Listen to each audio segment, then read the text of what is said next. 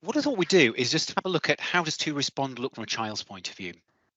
So Aaron up here would need to click onto tools and then go into the to email section of the tools. And within here, beneath the actual email app, you'll see there's quite a lot of different activities. There's these 2Respond activities here, which are sort of make-believe characters or themes. And then beneath that, there's a set of activities which are famous people. And these are all what we call 2Respond activities, both the ones at the top here and the famous people parts below it as well. And what is a 2Respond? Well, if I just click onto one of them now, I can show you. So remember, I'm logged in as a child now, so all the children in your school can do this at this moment. So they could, for example, click onto, I don't know, Usain Bolt here. And what happens is when they double click that activity, it takes them into their email. And because I double clicked it twice, I've got 2 emails from Usain Bolt here. So it makes it look like the child has an email from somebody else, which some parents might see and think, why is Usain Bolt emailing my child? But when you open up the email, click on it, it should say at the bottom, there's usually something at the bottom here actually that says this is from a 2Respond activity. But on here, there isn't one. I think that's presumably because the child has to have actually clicked on it to have started this off. Now, what it does is the child gets a scripted email and it's saying, dear class, my name is Usain Bolt. I'm a Jamaican sprinter and world record holder in various events. Can you find out how fast I ran the 200 meters? So the idea is that the children will then click on reply and they get this individually. So they all reply individually and they'll just put, wow, Usain, you were so fast. I believe you ran 200 meters in, I don't know, no idea. Was it something like 18.6 seconds? I'm going to guess here. Say best wishes from Justin. And then I click to send that. And quite soon afterwards, because there's a little bit of a delay built into it, we'll get another email from Usain Bolt again here saying there are no limits. And if you click into this one, he's saying thank you for your reply.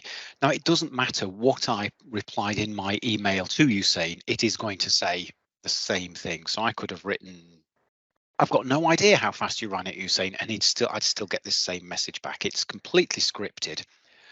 There's no kind of variation in the messages that the children get within it. So it runs like this, basically, where the children are getting messages in theory from a celebrity or a famous person or well, anybody really. You can, as I'll show you later, you can make these of your own and they reply to them. Now, Aaron, I set one of these as a teacher for Aaron earlier, and if I just go into the to-dos area here, Aaron's got a done to do here, which is called Stranger. Because as a teacher, I get access to a wider range of these email respond activities. And there's a section of them which you'll see in the teacher area, I'll come on to in a moment, which are all about e-safety. So if I open this one up, we can take a look at it. So in here, we had this this list of things here came from Caitlin. And Caitlin earlier on today sent Aaron a message saying, hi, I've received an email from a girl I don't know. She said that she knows me and would like me to come to her party this Saturday. What shall I do? I don't want to be rude. Perhaps I do know her and I've forgotten who she is. Can you give me a reply telling me what I should do? And then on the bottom of these here, it is saying this is an email simulation, just in case parents get concerned. But the other ones where it doesn't say that are because a child has actually clicked on the person to start the email correspondence off. Now in here, there is a report to teacher button, which in this case, it's saying to the child, this is a safe email simulation. Well done for using this. So you wouldn't get a notification as a teacher if the children did press this button now. But basically, the child sends a reply to Caitlin by clicking the reply button and types in reply here. And this can be set as a to-do. And I'm just going to go back into my teacher mode now, and I'll show you how that would look if I'd set it as a to-do.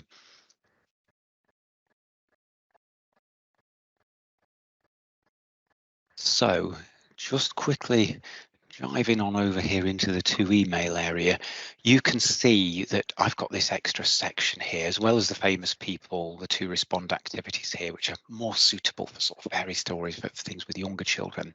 I've got this section here of online safety, and it's just saying here pupils cannot access these activities unless they're set as a to-do by the teacher. And you set them as a to-do in the usual way.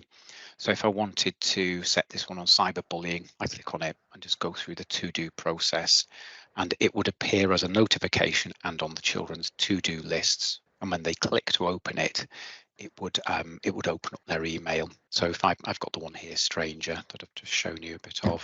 If I click on preview here, it will take me into it, and you can see that it's here, the same kind of thing. I've got this email from Caitlin.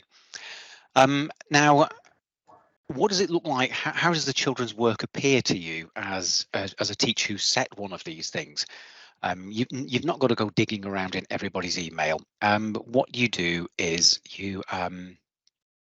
there is a to-do folder created for this. So I think I had a notification earlier when Aaron handed his in. So I've got my notification here. It's saying work for to-do stranger has been handed in. And if I just click on go to, it takes me to one of my to-do folders here for his class. This icon here is telling me that this is an email. And if I give it a click and I click into marking mode here, you'll see that it basically presents it for me like in a very familiar format as an exchange of messages. So here I've got Caitlin's first message. Then I can read Aaron's reply. So he's put in here, hi Caitlin, you should tell your parents about the email and ask them if they know who she is before deciding anything about the party. Great advice, like it. And then Caitlin has replied again saying, I've decided to go to the party, and Aaron has replied again saying, you shouldn't, you're breaking a smart rule, never meet up with someone you only know online, better to talk to your parents about this first. So I can read through the correspondence just like I would if I was reading a text message correspondence on most phones. And I can put my comments on this or do any assessments, give rewards and judgments in the usual way that I would whenever I'm using a to-do. Some people like to print these out, which is completely possible. And if I click on the print button up here, it will generate a PDF, which I can pop up on the wall. And these are quite nice to pop up on display because it's a good way of showing your, something concrete from an e-safety activity.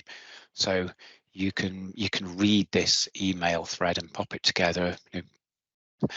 You can obviously enlarge it or shrink it if you want to, but it fills up quite a bit. I mean, that one is 5 pages, so you can fill up a fair bit of wall space if you're needing to.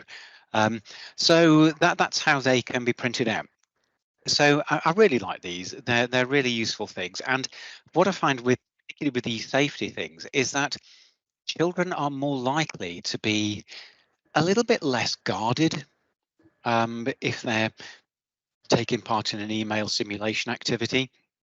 Whereas if you're asking these kind of questions that these activities contain in the classroom, children are much more likely to kind of say the right thing. But if it's on screen there in front of them and looking like an email, they're more tempted probably by it because they're not feeling the pressure of everybody in the classroom looking at them. So for me, using these, I see these as more of a realistic kind of test of where the children are up to and how they would respond to a genuine kind of online safety situation. So there's lots of these things here ready-made that you can set. And there's a wide variety of them. So in the Usain Bolt one, he goes on to talk about, he makes his lightning symbol. Why do the children think he makes a lightning symbol and so on? You'll find some of these tie into history topics. However, the exciting thing I think about this is that it's actually very quick and easy to create your own 2Responds by using this button at the top, the 2Respond Creator. So I just wanted to show you how to use this because I've just mocked one up this morning where Elon Musk is going to be writing to the children. So from here, what do I need to do? Create a new 2Respond. So I'm going to create a new one, which is blank. Sorry, I should just say there, let me do that again. You can take any of the existing 2Responds and edit them. So if I click on the 2Respond creator, and if I search in here for a bolt, for example, I can see that it's brought up the Usain Bolt. And if I click this and say open selected, I can change the existing emails.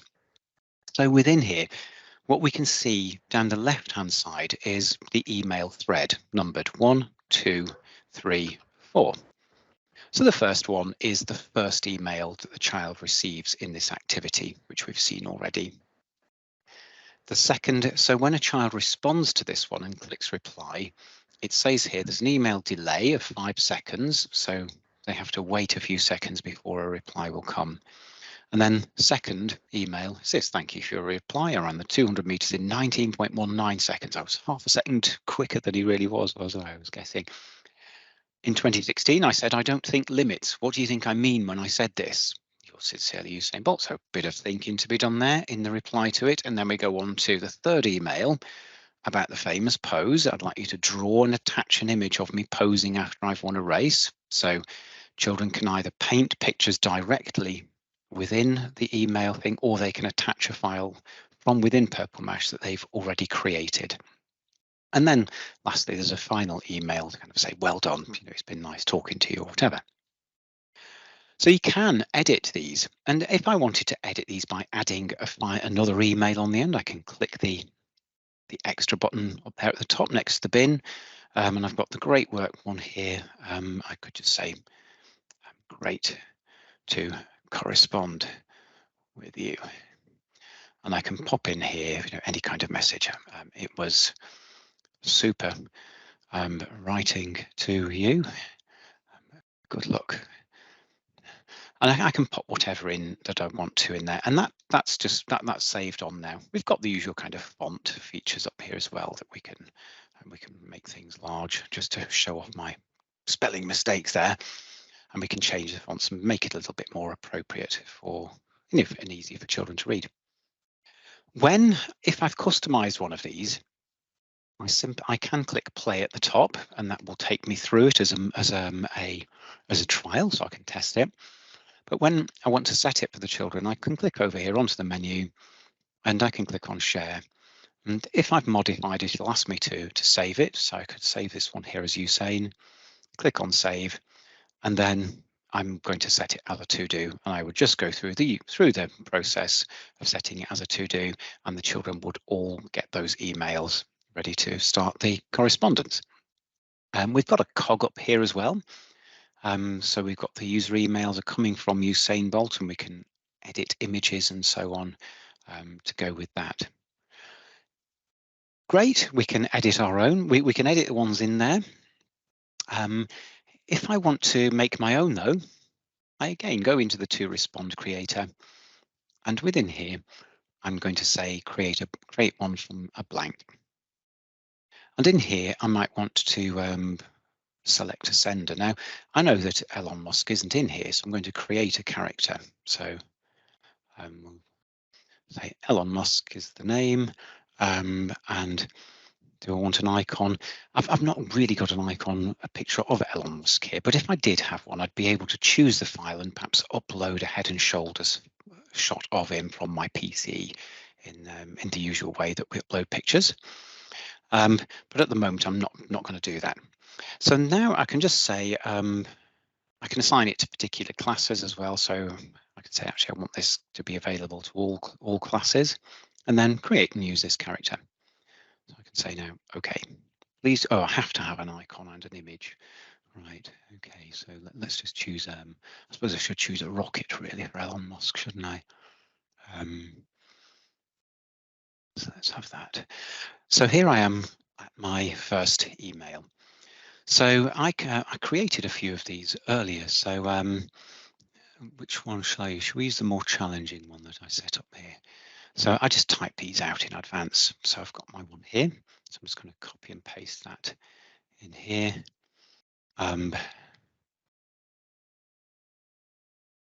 Now, dear class, my name is Elon Musk. I'm an entrepreneur and business magnate and known for co-founding PayPal and leading companies such as SpaceX and Tesla. Can you research and tell me what was the first private spacecraft to dock with the International Space Station and which of my companies launched it?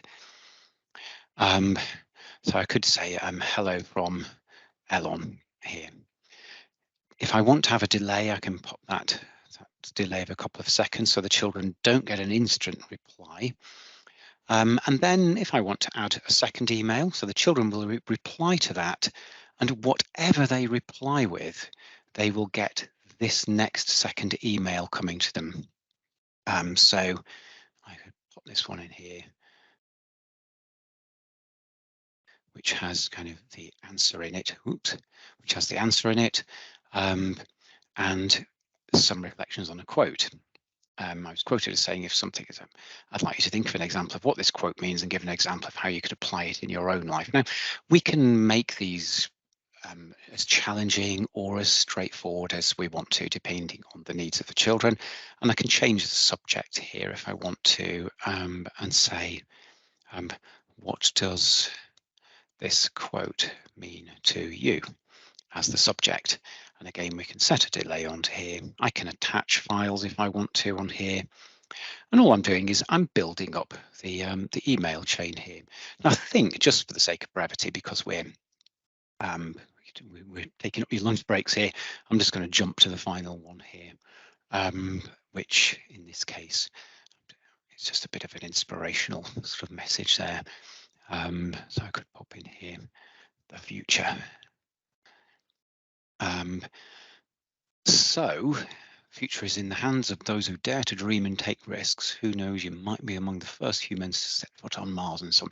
So there, I've made 3 emails at the children where the fake Elon Musk is asking the children to do things related to space and related to him as a person and quotes, and we're ending it off with hopefully an inspirational message. You know, I can change the text features up here using these tools, so I don't think I need to go into those. What I can do now is I can either save this, so I could save this into my work folder as Elon Musk, for example, Elon Musk to connect, and I could save that and then think, because I'm not ready to set it yet, so I'll just come out of that, and then do maybe a week or two or next year when we get round to doing it again or whatever. Let's go to my work folder, find that to connect, click on it once and set it as a to-do, or I can click on it to open it up, check that I'm happy with it again. If it's a year later, go to the menu over here, click on share, and I'm straight into that setting it as a to-do so it can make its way for the children. Now, while I was so it's a pretty straightforward process, and I think it's an interesting and engaging way of getting the children into a topic. You know, I've chosen Elon Musk here, but you could choose characters from a class story. You could choose a character from a history topic that you're doing. You could you know, there's nothing to stop you from getting a real character that's prominent in your town or city. You know, perhaps you could persuade a local business owner or a local politician to, you know, to help you create the 3 emails that you want to send to children, you know, and actually make it quite real and to make those questions and challenges real from somebody real. Lots and lots of possibilities with it. Just to give an idea of some of the sort of challenges that you can set. Oops, not that one I want, it's this one. I was just thinking earlier on about the kind of task ideas that we could have. So, you know, you can do things to do with research. You could ask the children to do creative writing. Imagine you're a character in a magical world, write a short story about your adventures. You could be asked to do that by Harry Potter. You could ask the children to draw, paint, or create digital artwork. You know, on Elon Musk, you could say, could you draw a picture of what you think Mars would look like with a human colony on it? Or create some music to go with, you know, X, Y, or Z. You can ask children to do problem solving, to think about the quote like you've seen, debates you could have in there. Do you think humans should colonize other planets? Why or why not?